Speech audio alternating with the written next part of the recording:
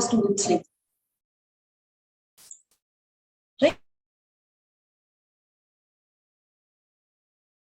सालों से पढ़ा रही हूँ, 8 years ऑफ एक्सपीरियंस है मेरा इसमें। आई फर्स्ट अटेम्प्ट में ही क्लियर करेंगे, इतना पढ़ेंगे, ठीक है। What will be the thing, कैसे पढ़ना है इसको? पढ़ना ऐसे है, एक हम अपना हैंड रिटन नोटबुक बनाएंगे जिसमें हम अपना सारे हैंड रिटन नोट्स लिखेंगे। दिस इज वेरी कंपल्सरी बच्चे के लिए कि अपने हैंड रिटन नोट्स बनाना। विदाउट हैंड रिटन नोट्स बनाने के बिना हमारा काम नहीं चलेगा। Alright, moreover this is something very difficult from CA foundation or CMA foundation. Just make it very clear, अगर आप CA foundation और CMA foundation से इसको कंपेयर करोगे तो ACCA के एग्जाम्स कंपैरेटिवली बहुत अच्छे स्टैंडर्ड्स के होते हैं। पेपर सेटर्स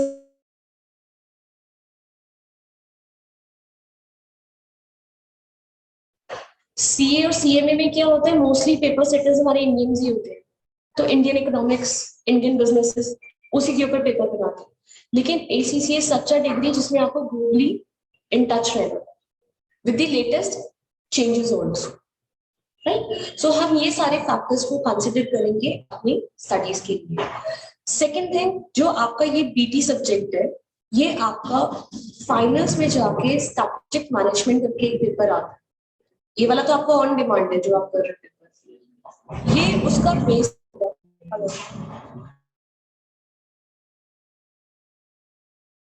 आपने तब प्रिपेयर करना, उसका बेस मैं अभी आपको सेट करवा दूं।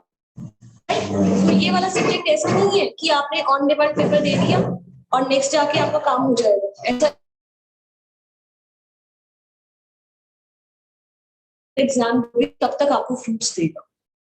ओके, बाइफर्केशन में आपको इसकी बता देती हूँ। फर्स्टली बेटा हमारे साथ क्या होता है, 76 मार्क्स के हमारे MCQs आते हैं।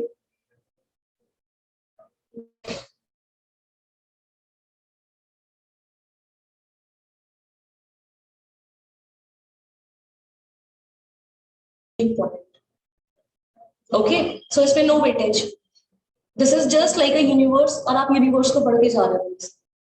Alright, and good part is that MCQ exam है, राइटिंग का इतना है नहीं, इसमें सिर्फ आपको कंसेप्चुअल नॉलेज के लिए जज करता है exam. How conceptually you are strong towards the BT subject, business and technology. So बेटा 76 मार्क्स के जो हमारे MCQs आते हैं, कंपैरेटिवली 1 और 2 मार्क्स होते हैं इसके। इसमें क्या होगा, आपको क्वेश्चन दिया जाएगा, 2 ऑप्शन दिया जाएगा, मैक्सिमम आपको 3 ऑप्शन दिया जाएगा और आपको इसमें से आंसर देना है, राइट। मैक्सिमम 2 और 3, नॉट मोर देन दिस। फिर आते हैं हमारे 24 मार्क्स का, जिसमें हमारा 6 क्वेश्चंस होते हैं, 4 मार्क्स ईच। ये थोड़ा सा हमारा रीजनिंग बेस्ड होती है, and some of the times we have diagrams, graph also, and many of the times even we need to calculate also, ठीक है। तो ये वाले क्वेश्चंस आते हैं, इसमें आपको मल्टी आंसर्स भी मिलते हैं। क्वेश्चन में स्पेसिफाइड होगा, अगर आंसर आपको 4-5 ऑप्शंस दे दिए जाएंगे, you need to click 2 right answers. Okay, so ये वाले जो हमारे 6 मार्क्स के होते हैं, इस पैटर्न के आते हैं। और दूसरी बात, जितने ज्यादा ऑप्शंस उतनी ज्यादा कंफ्यूजन, राइट। जब ऑप्शन ही 2 है, कंफ्यूजन भी कम है, लेकिन जितने ज्यादा ऑप्शन हो जाएंगे और हमें पता है इसमें से 2 से ज्यादा के आंसर्स है, तो हमारे साथ क्या होता है, कंफ्यूजन ज्यादा हो जाता है, right. So try to be focused, whatever I am discussing in the class, please take this with you. और जितना मैं कराती हूँ, यू नीड टू इंश्योर जाते ही आपने वो करो, क्योंकि this is N on demand paper. जितनी जल्दी आप लोग प्रिपेयर करोगे, एड हॉक पेपर दे दो। You don't need to wait for the attempt, कब अटेम्प्ट आएगा, कब पेपर देना है, जैसे ही आपको लगता है मेरा सब्जेक्ट प्रिपेयर है, गो फॉर इट ना। और क्या होता है, नया नया आपने पढ़ा हुआ होता है मेरे साथ, मेरे वर्ड्स आपके कानों में होंगे, गो फॉर इट, ठीक है। तो डिले नहीं करना होगा, जितनी जल्दी करेंगे उतनी जल्दी हमारा कंप्लीट हो जाएगा कोर्स। सो बेटा ये वाला है। देन जो हमारा फर्स्ट चैप्टर है, आपके पास आई रियली होप सबके पास स्टडी मटेरियल तो होगा ही। स्टडी मटेरियल का इंडेक्स देख लो। We have total 25 chapters with us.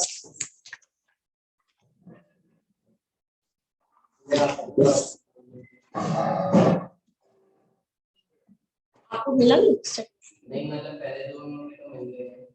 इसका भी मिल जाएगा, अभी ले लेना मैम से, कोई दिक्कत नहीं। स्टडी मटेरियल तो मिलेगा ही ना बेटा, उसके बिना तो काम नहीं चलेगा। इसमें बेटा मार्क कर लो, जो फर्स्ट 3 चैप्टर्स है हमारे, the business organisation and structure, organisational culture in business, इसका एक ग्रुप बना लो। ये तीनों चैप्टर इंटर रिलेटेड है। This is part 1, okay. And try to use a pencil, a black pen, a blue pen, और परमानेंट आपको अपने हाथ में एक हाइलाइटर रखना ही रखना है पावर वर्ड्स के लिए, ओके। सो ये तो एसेंशियल्स हैं जो आपने क्लास में कैरी करने हैं विद एक नोटबुक, ओके। सो फर्स्ट की बेटा ग्रुपिंग कर लो, फर्स्ट 3 चैप्टर्स का पार्ट 1 लिख लो। Then we have chapter 4 and 5.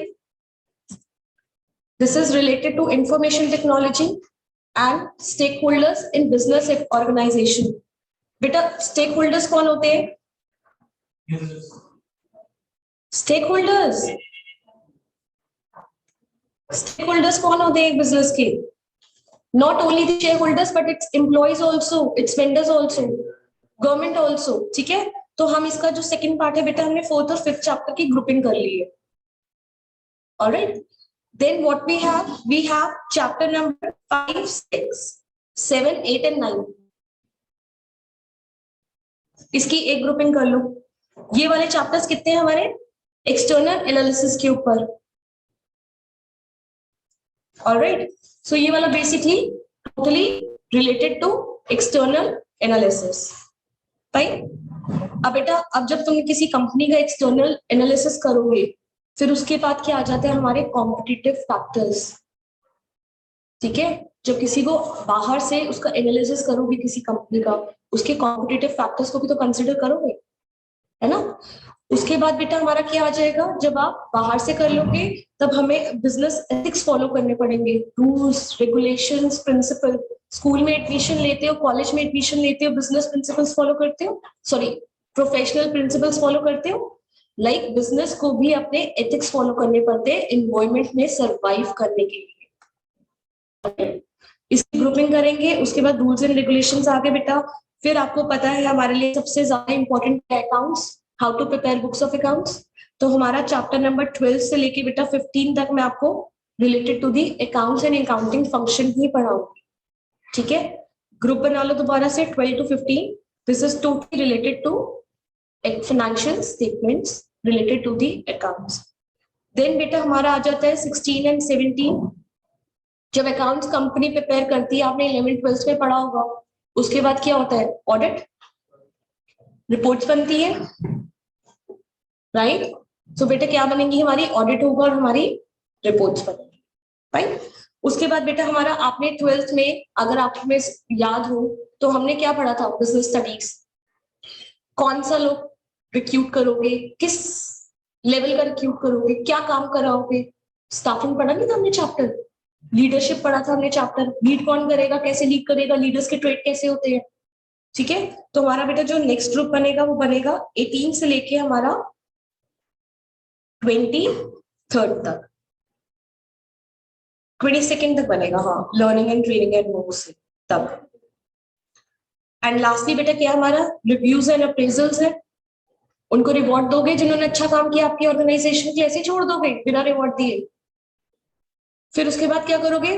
Personal effectiveness at work और कम्युनिकेटिंग इन बिजनेस, एक दूसरे के साथ बिजनेस में कैसे कनेक्टेड रहोगे, okay. So this is the topics which we need to cover. पहले तो मैं आपको सिखाऊंगी बिजनेस ऑर्गेनाइजेशन क्या है और उसका स्ट्रक्चर कैसा होता है, ऑलराइट। देन उसके बाद हम क्या करेंगे बेटा? आईटी के साथ इसको कोरिलेट करेंगे, टेक्नोलॉजी के साथ, क्योंकि do you actually think nowadays any of the business can survive without technology? कोई बिजनेस का नाम बोलो तो पढ़ना जरूरी बन जाता है, राइट। उसके बाद बेटा हमारे एक्सटर्नल एनालिसिस होंगे, एक्सटर्नल फैक्टर्स होंगे, एक होते हैं इंटरनल फैक्टर्स, एक होते हैं हमारे बाहर के फैक्टर्स। वो पढ़ेंगे बेटा। उसके साथ हम अपनी गवर्नेंस पढ़ेंगे, फिर अकाउंट्स फंक्शनल पढ़ेंगे कि अकाउंट्स के साथ आपने कैसे अपनी बुक्स मेंटेन करनी है, क्या क्या करना है बिजनेस के रिलेटेड। फिर उसका ऑडिट कराएंगे। ऑडिट कराने के बाद हम देखेंगे अपना लीडरशिप, स्टाफिंग, ऑर्गेनाइजिंग, जितना सब कुछ है 12th में जितना पढ़ा आप इसको ब्रॉडली पढ़ेंगे। एंड लास्टली हम बेटा रिव्यू करेंगे और रिवॉर्ड्स देंगे and the way we communicate in business वो पढ़ेंगे। डन?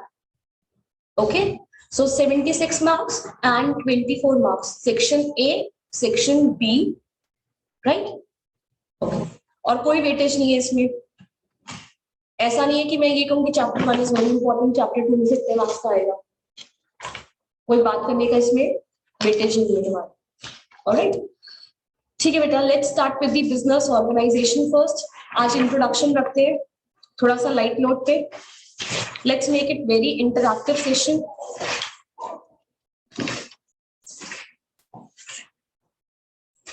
आज ना बेसिकली आपसे कुछ कुछ चीजें पूछूंगी जो कॉमन मिस्टेक बच्चा करता है और बच्चे को पता ही नहीं होता। Alright, so what I am doing, let's start with the thing.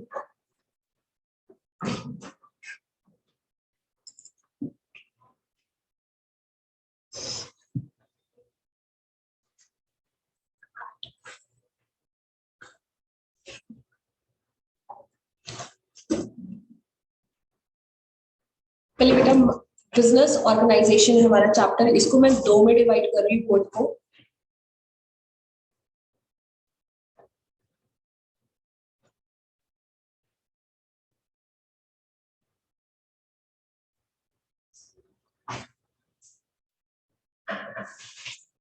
First part है मेरा बिजनेस, सेकंड पार्ट है हमारा organisation. Any idea what do you understand by organisation?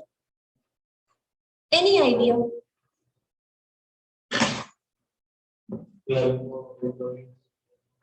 Good, I can say one of the feature हो सकता है organisation का। और बताओ बेटा, anything comes to your mind, what is an organization? चलो एक एग्जांपल लेते हैं। एक टी स्टॉल वाला है,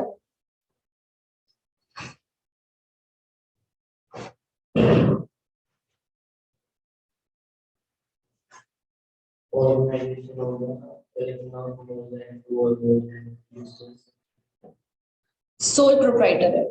सोल प्रोप्राइटर का मतलब समझ आता है ना, एक ही इंसान करता है, धरता कौन है? एक ही है, राइट?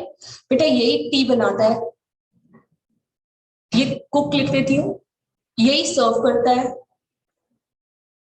यही ऑर्डर्स लेता है, यही पेमेंट लेता है। ठीक है, he is the only person and he is working for himself.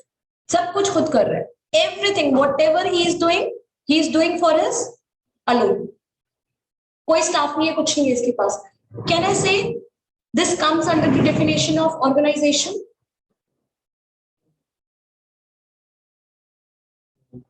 Right?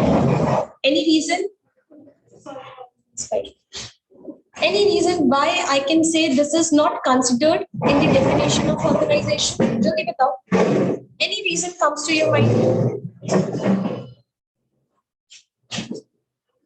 Team के साथ, right? Okay. So I can say no, this is not an organization की definition ही नहीं है, because ये क्या है? अकेला। Alright? चलो नेक्स्ट एग्जाम्पल, ये तो हमारा हो गया case number 1।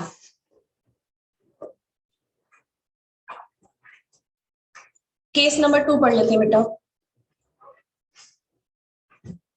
Same tea stall, same person, पर इस बार इसने क्या चेंज किया? इस बार इसने चेंज किया, he employed few people.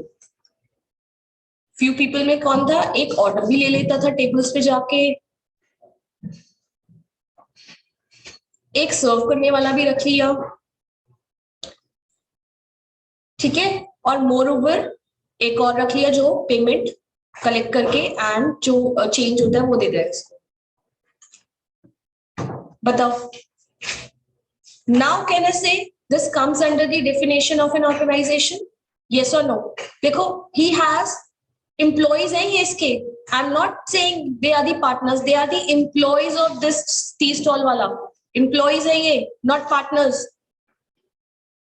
Salary देते हैं इनको ये। नहीं, अभी तो बेटा बिजनेस की बात ही नहीं कर रही मैं, बिजनेस को तो यहां से अभी इरेज ही कर देते हैं। I am just taking you with the organisation goal. बताओ, can I say this is called an organisation, yes और no? Firstly the most important aspect, इसके एम्प्लॉयज हैं, इसके पार्टनर्स भी हैं। Any idea? अभी हमने केस नंबर 1 किया था, केस नंबर, बेटा आप इधर आ जाओ, मुझे बेटर हो जाएगा आपको देखो। केस नंबर 1 किया था, केस नंबर 1 में मैंने क्या बोला था? A single child tea stall वाला, what he is doing, he is taking orders also, he is cooking the tea also, he is serving the tea also. सब कुछ कौन कर रहा है? ये अकेला कर रहा है। ओके, और दूसरी वाली बात में मैंने क्या बोला है? ये टी स्टॉल वाला है, इसने एम्प्लॉइज रखे अपने पास, employees, he is paying salary, order लेने के लिए अलग, सर्व करने के लिए अलग, पेमेंट करने के लिए अलग। Can I say this is an organisation?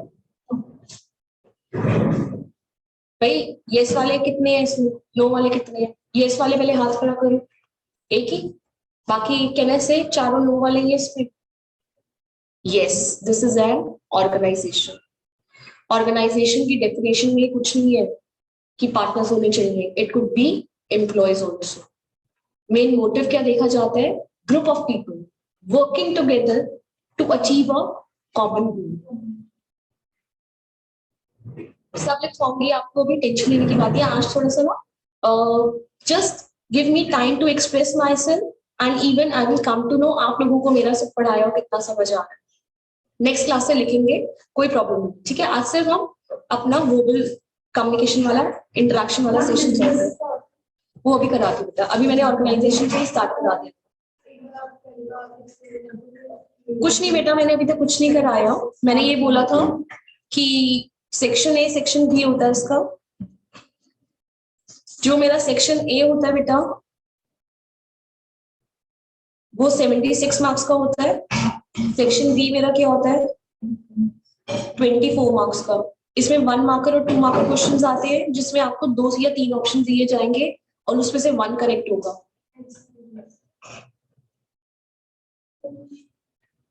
And जो सेकंड होता है उसमें बेटा क्या होता है? 24 मार्क्स का होता है हमारा। 6 क्वेश्चंस आएंगे, 4 मार्क्स ईच। इसमें बेसिकली केस स्टडीज होती है, रीजनिंग बेस्ड क्वेश्चन होते हैं, और आंसर कुड बी 2 और मोर देन 1। और आपको क्वेश्चन में स्पेसिफाइड होगा कितने आंसर्स है इसमें, तो इसमें स्ट्रेस लेने की कोई जरूरत नहीं है, हिट एंड रन वाला नहीं है, कोई केस होगा, ठीक है? नेगेटिव मार्किंग है नहीं आपके पेपर में, राइट? सो ये 2 पार्ट्स में आपके आते हैं।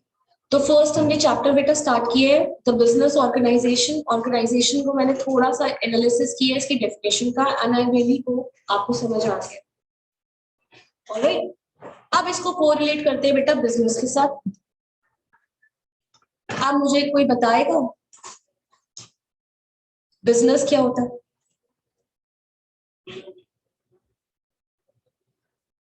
What is business? आप 500 लोग क्लास में बैठे हो, ठीक है? आजकल बड़ा वो चल रहा है ना स्वच्छ भारत अभियान। 500 दिन बात किया, नीचे तो बहुत ही ज्यादा कूड़ा कचरा होता है। तो what we can do as we, देखो यंगस्टर्स ही ऐसे इनिशिएटिव्स लेते हैं, right? And you are the future our country, हमारा तो कंट्री का फ्यूचर ही आप हो, है ना? तो आप लोगों ने डिसाइड किया कि आजकल बहुत चल रहा है, तो लेट्स डू वन थिंग, 500 मिलके ग्रुप बनाते हैं और नीचे क्लीनिनेस करेंगे, पूरा अपना एनवायरमेंट साफ रखेंगे। Okay, so can I say you are doing a business? Why? Because आपका क्या ऑब्जेक्टिव है? Right? So you don't have the objective of to earn profit. ठीक है, तो हमारे बिजनेस का मेन एंड प्राइम मोटिव क्या होता है बेटा? To earn profits. So this means अगर आप कुछ चैरिटेबल कुछ कर रहे हो, that will not come under the definition of business. जो आपका सोल ऑब्जेक्टिव है that is to earn profit for your business. ठीक है, अब इसको बेटा हम अपना ऑर्गेनाइजेशन के साथ कोरिलेट करते हैं और आपको चैप्टर का स्टार्टअप देते हैं. ओके, सो बेटा बिजनेस का मतलब क्या हुआ? To earn profit. Prime objective है. ऑर्गेनाइजेशन क्या हुआ? Group of people come together to achieve a common. ठीक है, सो यहाँ पे मैं लिख रही हूँ ग्रुप ऑफ पीपल. अभी ना आपको सब लिखवाऊंगी, ये जस्ट आपको ब्रीफ दे रही हूँ. To achieve common goal. So इसमें अगर आप एम्प्लॉइज के साथ भी काम कर रहे हो तो I can say you are under an organisation. ठीक है, जरूरी नहीं है कि पार्टनरशिप होनी चाहिए. Sole proprietorship can be also an organisation. ये हमने एनालिसिस कर लिया विद एग्जाम्पल. ऑलराइट, चलो बेटा, इसके तो ऑर्गेनाइजेशन के अभी बहुत सारे फीचर्स है, कंट्रोल और लीडरशिप वगैरह सब कुछ है, वो बाद में लिखवाऊंगी. अब ना एक आपको चैप्टर में ना एक वर्ड बार बार तंग करेगा, that is limited unlimited liability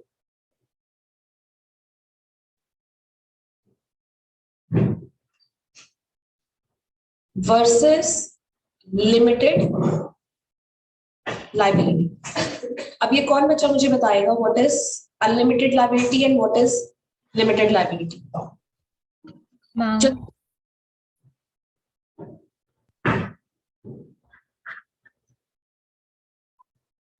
Am I audible?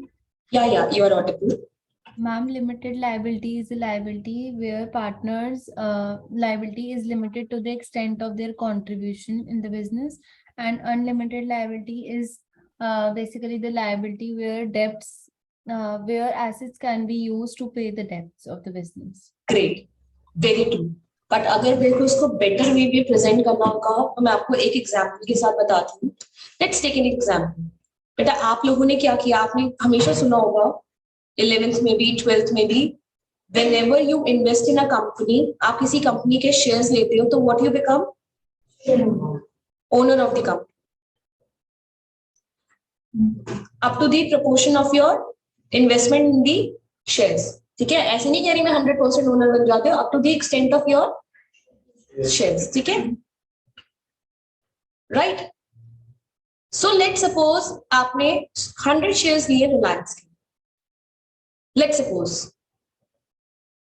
And Reliance insolvent हो जाता है, लिक्विडेशन में चला जाता है. ठीक है, तो उसके जितने लेनदार होंगे, क्रेडिटर्स होंगे, उसने लोन्स भी लिए होंगे, सब क्या बेटा आपके घर पे आ जाएंगे? बिकॉज आपने तो बोला था जब आप शेयर्स लेते हो तो you become the owner of a company, और ओनर हो तो पैसा दो, है ना? सो ऐसा होता है कभी नहीं. You are only liable up to the extent of your shareholdings.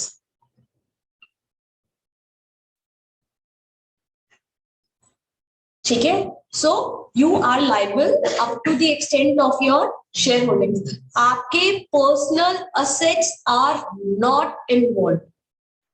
Your personal assets are not involved. That is called limited liability.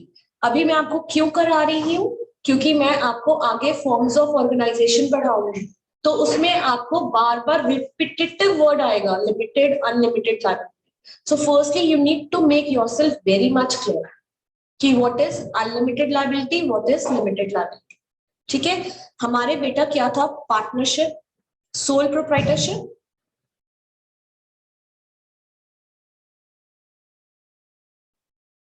And partnership. ये लोगों का जो सबसे मेन डीमेरिट था वो यही था, दैट इज अनलिमिटेड लायबिलिटी।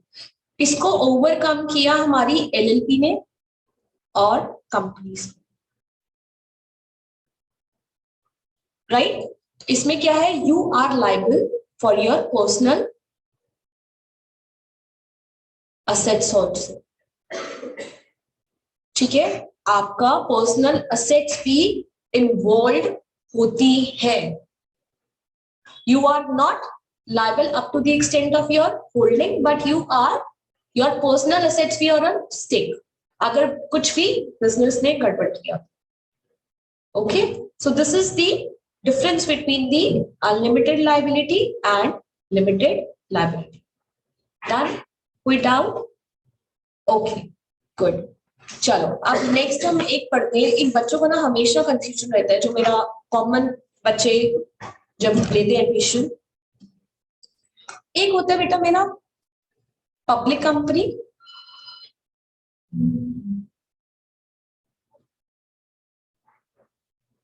एक होती है मेरी प्राइवेट कंपनी, एक होते हैं मेरे पब्लिक सेक्टर, एक होते हैं मेरे प्राइवेट सेक्टर।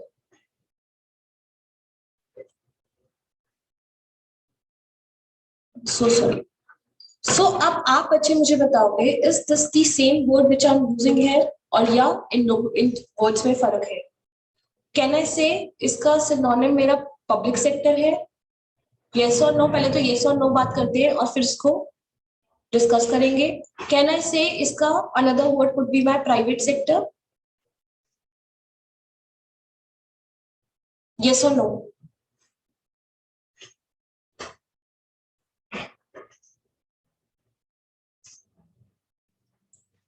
बताओ बेटा, फिर इसका एनालिसिस करते हैं। थोड़ा सा दिमाग लगाना, बिकॉज ये 11th 12th में आपने ऑलरेडी पढ़ा हुआ है बीएसटी में, कॉमर्स बैकग्राउंड से ही हो ना, आई गेस सब याद है। उसमें भी फॉर्म्स ऑफ ऑर्गेनाइजेशन था हमारा चैप्टर 11th में, डिपार्टमेंटल अंडरटेकिंग भी था उसमें, हमारा public sector, private sector, public company, private company सब था। ठीक है बेटा, अब बताओ बेटा, एनी आइडिया? एनीवन? ऑनलाइन वाले बच्चे भी पार्टिसिपेट करेंगे ना तो ज्यादा बेटर लगेगा। No ma'am. कौन सा बोलो बेटा? No? Public sector public company और प्राइवेट सेक्टर प्राइवेट कंपनी, और both no? Ma'am both no. Okay, and anyone else? बताओ बच्चे। No, both no? आप ही नो? ये ऐसे का मतलब क्या था, यस या नो? Okay, no, great. बेटा ये चारों वर्ड अलग अलग हैं, right? So they are not the same word, so they are different words. All right, private sector से स्टार्ट करते हैं पहले। Let's start with the private sector, ये सबसे सिंपल हो जाता है हमारा।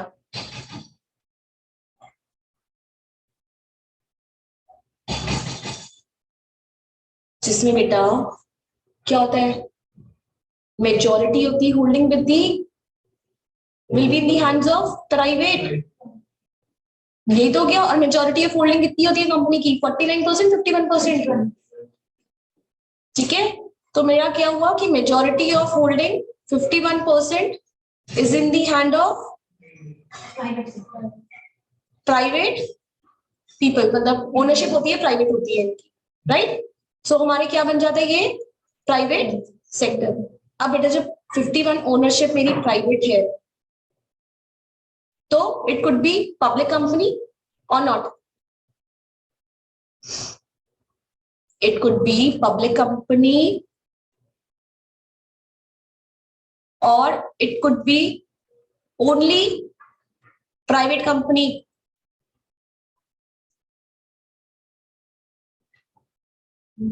अरे अब तो बहुत ही सिंपल हो गया बेटा।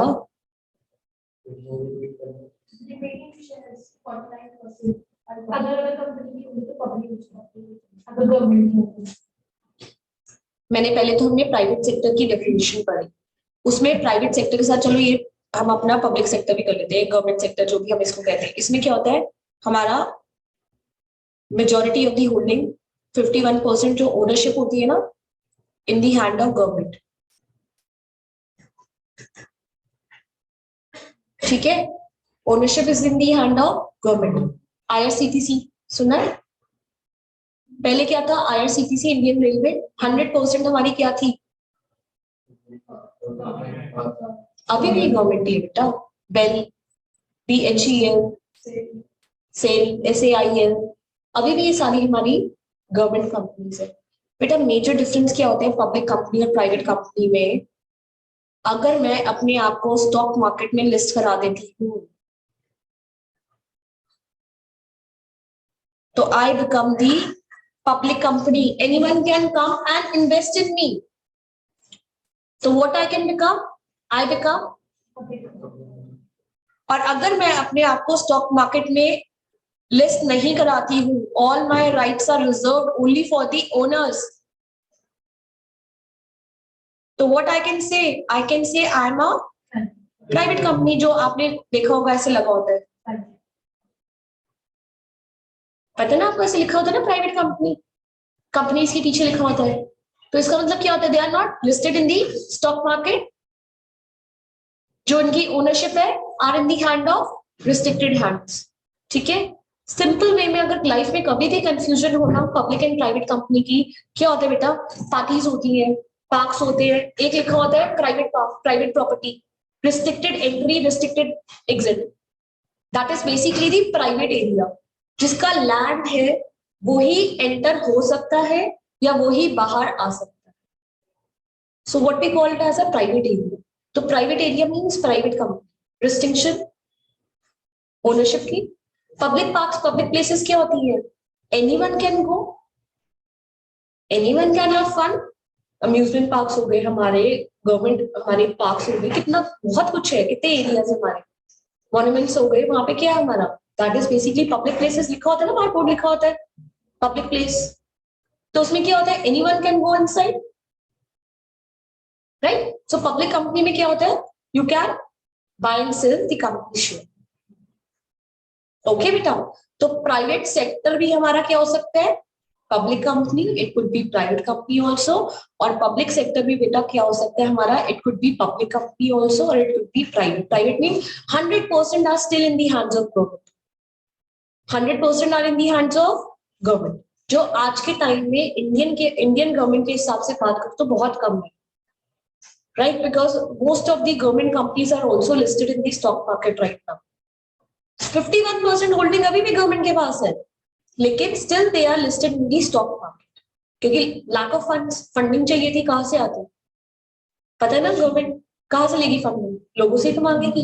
बट स्टिल गवर्नमेंट ने अपना होल्ड रखा हुआ है, डिसीजन मेकिंग पावर उसी के हाथ में होती है जिसके पास 51% ऑफ होल्डिंग होती है, right. So this is basically the difference between the public company, private company, public sector, private sector. ठीक है, डन, कोई डाउट अभी तक?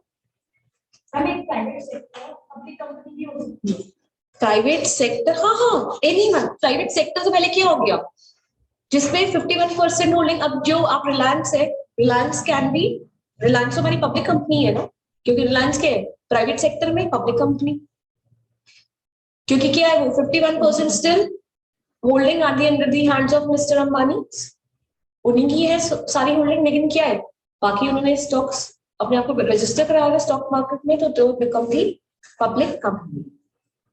ओके, ठीक है बेटा। तो ये हमारे फ्यू वर्ड्स से जो आपको चैप्टर में तंग करेंगे। और साथ में एक और चीज मैं आपको बता देती हूँ जो बहुत रिपीटेटिवली आएगा आपका वर्ड इसमें,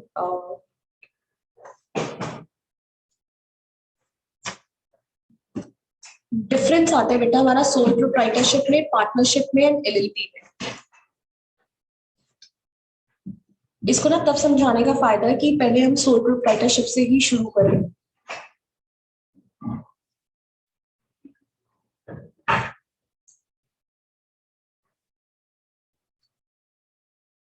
फिर हमारा क्या आता है पार्टनरशिप, फिर हमारा आता है बेटा कंपनीज, लिमिटेड लायबिलिटी कंपनी लिखती हूँ LLP। ठीक है, ये थोड़ा सा रिफ्रेश करवा रही हूँ, ये भी हमारा क्या था 11th में था सब कुछ। सोल प्रोप्राइटर में क्या होता है बेटा? Very good. Can he have employees? खुद ही काम करेगा, खुद ही ऑर्डर लेगा, खुद ही सर्व करेगा, सब कुछ खुद करेगा। और ही कैन रिक्रूट एम्प्लॉइज।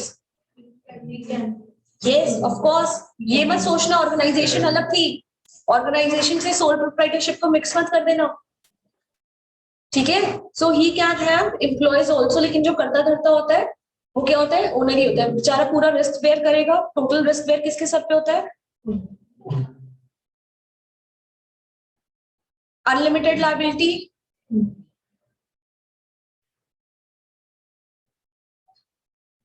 एक नाम सुने, फेथ ऑन गोइंग कंसर्न। ऐसे ऐसे वर्ड्स यूज होंगे आपके एग्जाम में। फेथ ऑन गोइंग कंसर्न का मतलब क्या होता है? बिजनेस का फ्यूचर किसके ऊपर डिपेंडेंट है? Totally life of the owner. Mental illness, death, insolvency will make the business to comes to an end. ठीक है, तो पूरी की पूरी लाइफ, पूरी मेहनत सिर्फ हमारे सोल प्रोप्राइटर के ऊपर। इस डीमेरिट को थोड़ा सा कम करने के लिए बेटा ओवर, क्योंकि अच्छा फंड्स भी ले लेते हैं, फंड्स आर लिमिटेड और एक्सपर्टीज नॉलेज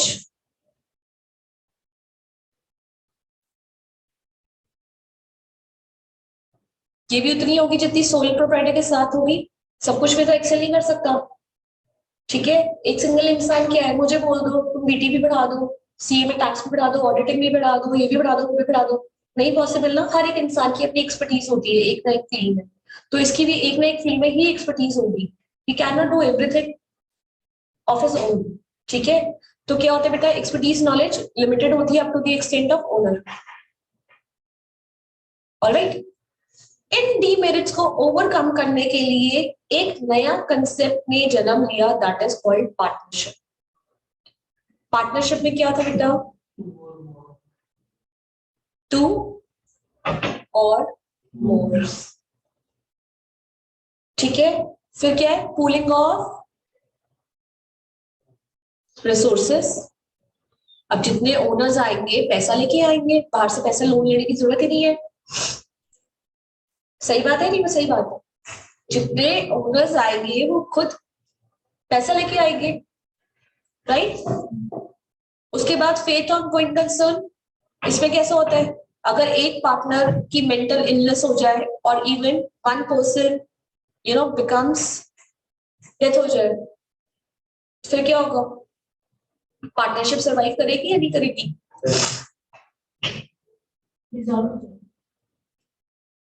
बताओ बेटा।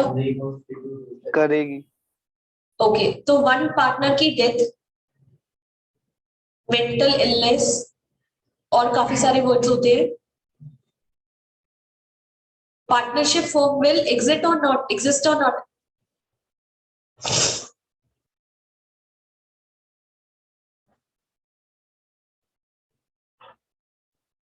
इट विल बी डिसॉल्व, क्योंकि जो एग्रीमेंट था, एग्रीमेंट ही नहीं बचा, तो डीड ही खत्म हो जाएगी हमारी।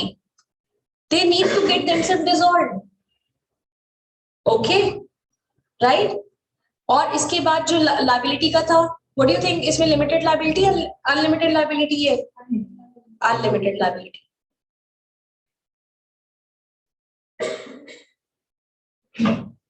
ठीक है बेटा, एक तो ये वाला पॉइंट ना, प्लीज कंसिडर दिस पॉइंट। एक भी पार्टनर को कुछ होगा तो हमें पूरी की पूरी पार्टनरशिप खत्म करनी पड़ेगी। अच्छा, रेस्ट ऑफ द पार्टनर्स ना दोबारा डीड बना के स्टार्ट कर सकते हैं, क्योंकि देखो सबकी मेहनत लगी थी, right. You need to enter in a fresh deed, दोबारा कर लो पार्टनरशिप, उसको उसका शेयर दे दो, उसके जो वो होंगे लीगल हायर्स होंगे उनको उनका शेयर दे दो, right, and you can again start up your business. उसमें कोई डाउट नहीं है, लेकिन you need to enter in a new partnership. Alright, और इसके बाद बेटा हमारी अनलिमिटेड लायबिलिटी। अब फिर वही प्रॉब्लम आ गई, पार्टनर्स ने फिर बोला कि हमारी अनलिमिटेड लायबिलिटी क्यों, ठीक है। इसकी वजह से बेटा हमारा क्या कंसेप्ट आया, लिमिटेड लायबिलिटी कंपनीज। इसमें दोनों के फीचर्स आए, इनके फीचर्स आए, तो पार्टनरशिप के भी फीचर्स आए, प्लस इसमें किसके फीचर्स आए, कंपनीज के। अच्छी अच्छी चीजें लेंगी दोनों से, अच्छी अच्छी चीजें क्या, इसमें ले ली लिमिटेड लायबिलिटी, ठीक है। पहले क्या होता था, पहले इंडिया में ना इसका ट्रेंड नहीं था, आपको जितने मैक्सिमम क्वेश्चंस आएंगे, आपका फॉरेन बेस्ड पेपर है, आपको एलएलपी के ऊपर ही आएंगे। आई एम सो सॉरी, मैंने कंपनी लिख दी, दिस इज पार्टनरशिप, ठीक है। आपको जितने क्वेश्चंस आएंगे आपको एलएलपी के ही आएंगे, क्योंकि इंडिया में पहले हम इसको इंपॉर्टेंस नहीं देते थे, लेकिन अब कुछ सालों में इंडिया में भी इसको इंपॉर्टेंस मिलने लग गई है, because we were facing lots of challenges from partnership. लेकिन फॉरेन में तो चलती ही हमारा एलएलपी का ही कंसेप्ट है, ओके।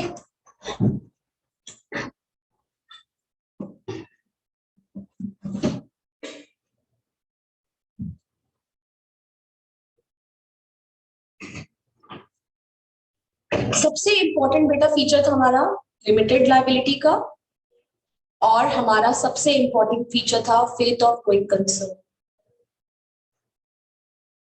इसमें क्या हुआ बेटा, anyone can come and anyone can go, but show must go on.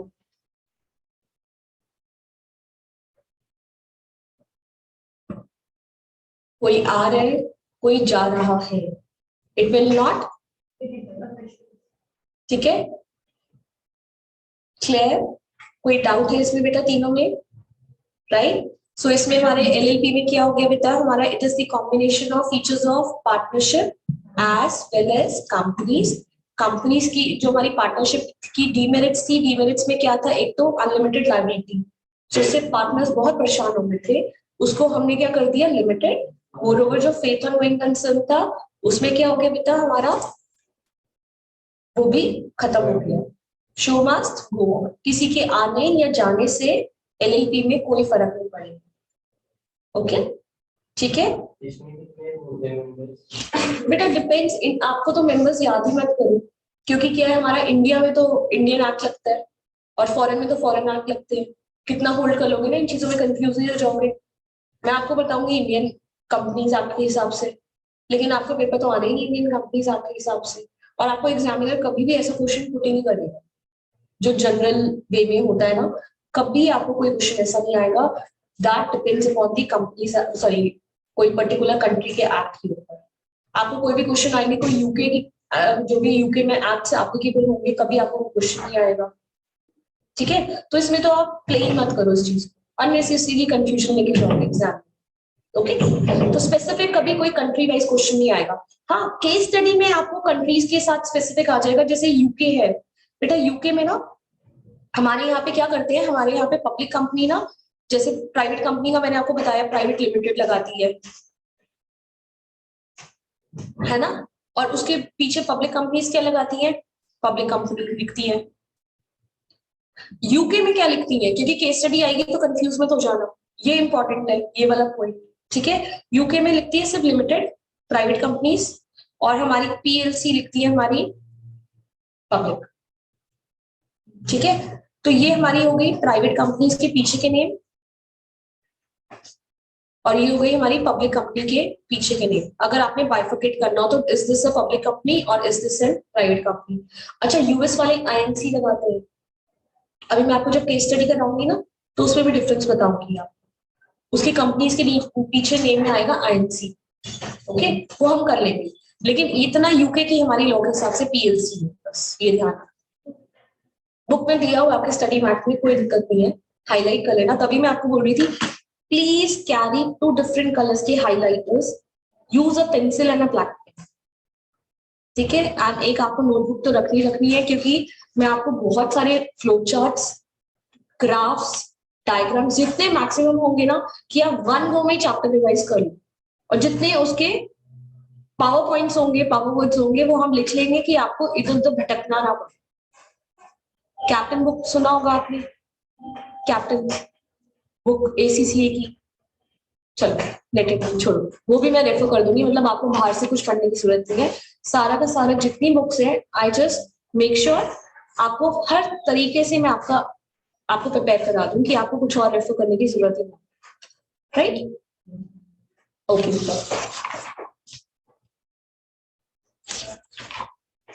अच्छा बेटा, एक ना अभी मैंने आपको क्या समझाया है, अभी still we have 10 minutes to go, एक और नई चीज बता देती बेटा आपको। अभी हमने पढ़ा है बेटा, एक तो डेफिनेशन पढ़ी हमने बिजनेस की, ऑर्गेनाइजेशन की डेफिनेशन क्या मतलब मैंने आपको समझाया अभी। साथ में हमने क्या किया है, हमने थोड़ा सा एनालिसिस किया लिमिटेड अनलिमिटेड का, कंपनी में private sector, public sector, public company, private company का। अब जो बेटा मेरा क्वेश्चन एक आता है, जो पॉइंट टू बी नोटेड वाला क्वेश्चन है, ऑर्गेनाइजेशंस को आप डिफर कैसे करोगे, मतलब कौन से फीचर्स से आप ऑर्गेनाइजेशन को डिफर करोगे कि ये बड़ी ऑर्गेनाइजेशन है, ये एक छोटी ऑर्गेनाइजेशन है, इसमें कितना पैसा लगा हुआ है, इसमें कितना पैसा नहीं लगा हुआ है, whether this is public, whether this is private, कैसे बताओगे? इन चीजों से तो बताओगे। तो क्या क्या डिफरेंस होंगे, किसी को आपने बताना है, फीचर्स बताने हैं इसके, क्या देखते हैं हम उसकी, इसकी हाइट कितनी है, इसकी हाइट कितनी है। दो जनों को कंपेयर कर रहे हो, दो या हैंडफुल लोगों को कंपेयर कर रहे हो, तो कैसे कंपेयर करते हो? Colour, fair, dark, medium, skin tone, ऐसे ही करते हो, फीचर्स, मोरओवर, और क्या करते हो, हाइट से करते हो कंपेयर, ऐसे तो करते हो, जेंडर, ये तो हमारे बेसिक पॉइंट्स होते हैं ना। तो ऐसे ही हमारे कुछ बेसिक पॉइंट्स है जिससे हम ऑर्गेनाइजेशंस को भी फीचर्स को डिफरेंस करते हैं, ठीक है? तो बेटा हमारे कौन कौन से है, वो तो ओनरशिप, ओनरशिप मैंने अभी आपको पूरा का पूरा बता दिया बेटा, पब्लिक, प्राइवेट, सोल प्रोप्राइटर, क्या है ownership. Then beta, most important, what is the ultimate objective of my organization? I'm not talking about business organization. I'm only taking a word of organization. मैंने आपको features discuss करते हुए, difference बताते हुए एक बार भी business organization का word use नहीं किया, ठीक है? I'm only using the word organization. Organization में बेटा objective क्या है? Whether to earn profit, whether social objective. Okay, तो ऑब्जेक्टिव में क्या होता है? Whether to earn profit, whether to social objective, ठीक है? फिर उसके बाद बेटा क्या आता है हमारे एक्टिविटीज। आप बिजनेस में किस तरीके की एक्टिविटी करते हो? एक्टिविटीज मतलब ट्रेडर हो, मैन्युफैक्चरर हो, प्रोड्यूसर हो, क्या हो? एक्टिविटीज तो यही होती है ना बेटा, ये इससे डिफरेंस पता चलता है ऑर्गेनाइजेशन का। Then sources of funding, very important, 12th में भी आपने बहुत पढ़ा होगा, डेट लोगे, इक्विटी लोगे, कॉम्बिनेशन लोगे, क्या करोगे, रेशियोस निकालते थे हम लोग, डेट इक्विटी रेशियो की ध्यान है? फंडिंग में क्या पढ़ते थे हम लोग, यही तो पढ़ते थे। आपको किसी को ध्यान है कि हमारी क्या, हमारी डिजायरेबल और परफेक्ट रेशियो डेट इक्विटी कितनी होती थी? Any idea?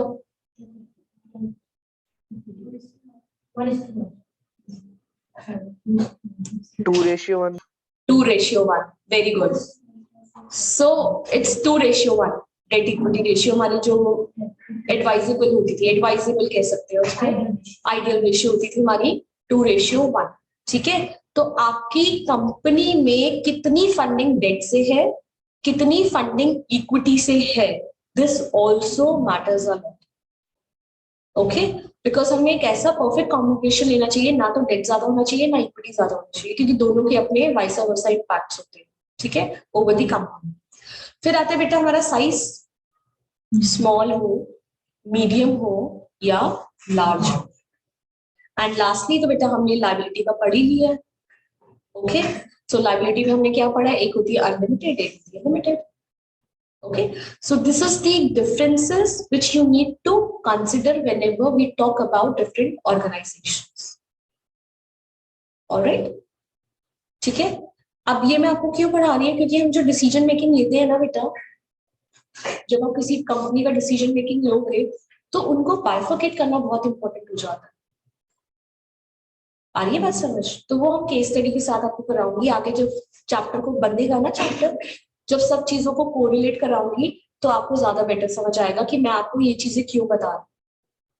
ओके, अभी तो सिर्फ हमने क्या किया, this is just an introduction class between you and me, right. So इसमें मैं आपको फेमिलियर कर रही हूँ सर्टेन वर्ड्स जो हम आगे पढ़ेंगे, फिर जब बनने का चैप्टर तो हम देख लेंगे, ठीक है बेटा। उसके बाद हमारी एक होती है बेटा non profit organisation, not for profit organisation, एनपीओस।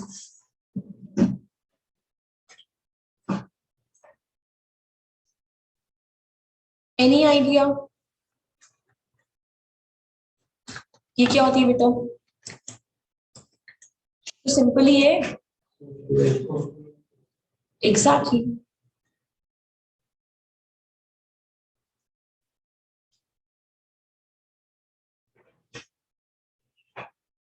अगर इसके आपको फीचर्स बताने हो या डिफाइन करना हो, कैसे करोगे बताओ? Very good. So profitability is not the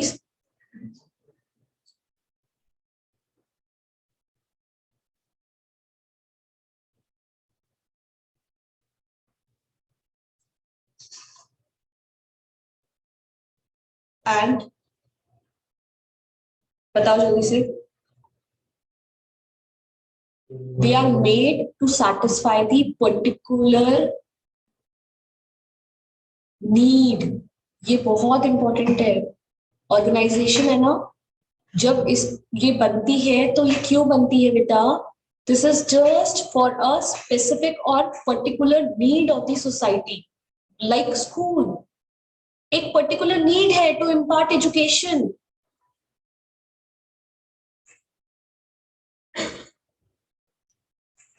एक हॉस्पिटल है बेटा, इसका पर्टिकुलर स्पेसिफिक ऑब्जेक्टिव क्या है? Health care and so on. So क्या होता है, इनकी एक पर्टिकुलर नीड सेटिस्फाई करने के लिए ये बनती है। ओके, क्या हो गया ऑर्गेनाइजेशन में? फिर वही group of people come together to meet a common goal, common objective. Common objective क्या? Particular need of the society. Okay, so this is the basic feature of the NPOs. Okay, तो ये हमारी society at large के लिए काम करती है। Specific region, specific sector, specific group के लिए काम नहीं करती, ये हमारी किसके लिए काम करती है? Society at large. ठीक है, तो बेटा ये क्या हो गए आपको? गवर्नमेंट ऑर्गेनाइजेशंस हो गई, हमारी हॉस्पिटल्स हो गए, चैरिटेबल इंस्टीट्यूशंस हो गए, राइट। आपको पता है हमारी इंडिया में जो हमारी कोस्टल एरियाज होते हैं उसमें सुनामी वगैरह आती रहती है, तो डिजास्टर हमारी टीम्स होती हैं जो वहां पे जाके क्या करती है, उनको हाँ प्रोवाइड करती है। तो बेटा ये सारी चीजें हमारी किस में आती है? That is to be considered under your NPOs. Okay बेटा, बाकी देखो हमने बहुत ही स्मूथली, अगर आप मुझसे पूछो तो हमने जो उसका फर्स्ट चैप्टर था वो कवर कर लिया। Still I take another one session, उसमें जो मैं आपको पर्टिकुलर बुक की लैंग्वेज लिखवाऊंगी, ठीक है। लेकिन अगर आप जनरल सेंस में देखो तो बेटा हमारा फर्स्ट वाला चैप्टर सिर्फ एनजीओ रह गया है, जो एनजीओ हमारा नॉन गवर्नमेंट, अच्छा इधर ही करा देती है, ये भी लास्ट हो जाएगा फिर खत्म हो जाएगा ये चैप्टर। एनजीओ भी यहीं पे पैरेलली पढ़ लो।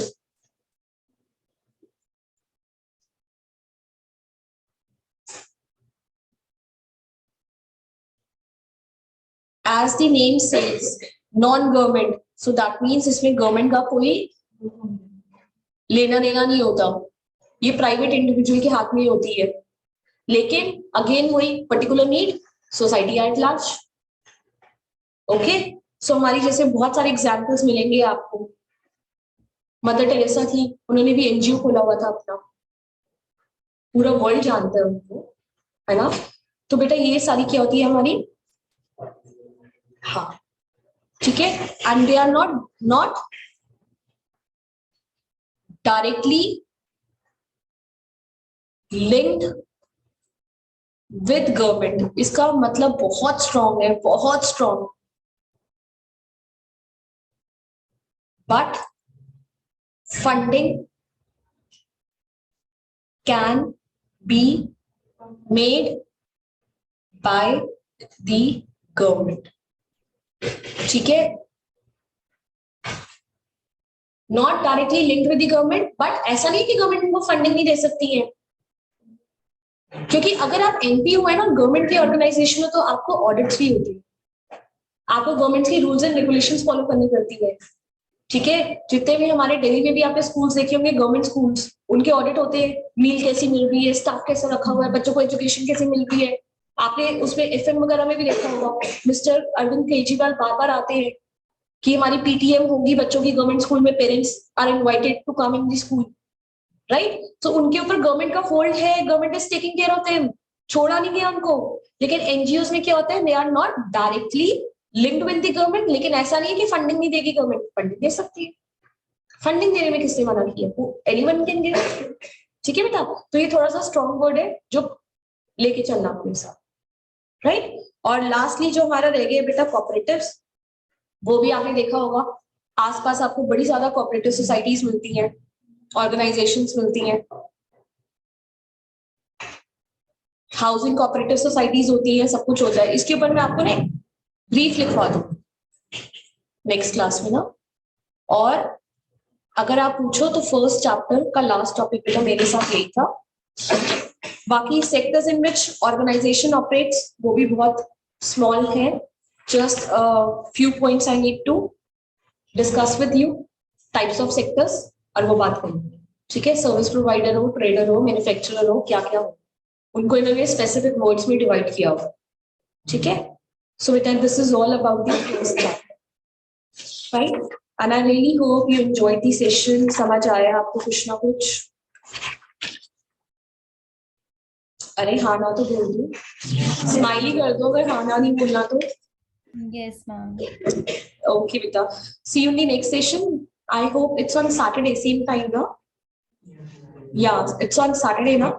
So see you on Saturday. दोनों बच्चों ऑनलाइन भी ऑफलाइन भी, right? एंड प्लीज एक रिक्वेस्ट है, whatever topic I take in the session ना, एक बार क्लास में आने से पहले उसकी स्कैनिंग करके आना. स्कैनिंग मीन्स जस्ट अपनी आंखों के आगे से निकाल के आना, क्योंकि अगर मैं उसका कोई कनेक्टिंग टॉपिक नेक्स्ट क्लास में कराती हूँ तो आपको मुझे ब्रशिंग अप कराने की हर बार जरूरत ना पड़े. क्योंकि अभी तो क्या होगा, फ्यू इनिशियल क्लास में तो मैं ले सकती हूँ पीछे के टॉपिक, रिविजनल टॉपिक, लेकिन स्टार्टिंग से कराना मेरे लिए मुश्किल हो जाएगा. Okay, so it's very important कि स्कैनिंग जरूर करके आना. अल्टीमेटली देखो बेटा, I can guide you, I can assist you, मेहनत आप लोगों की है. ओके, ऑलराइट बेटा.